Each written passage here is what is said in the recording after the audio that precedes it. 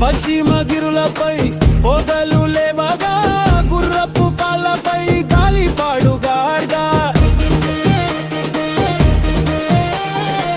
తల్లి జీజామాత పిడికిలి బిగించగా చిన్న చూపుల్లోనే సామ్రాజ్యాలపై మెరుపు దాడులు సృష్టించి శత్రువులకు నిద్రలో కూడా కలలో కనిపించేలా జై భవాని అంటూ శత్రువుల గుండెలు పగిలేలా చేశావు.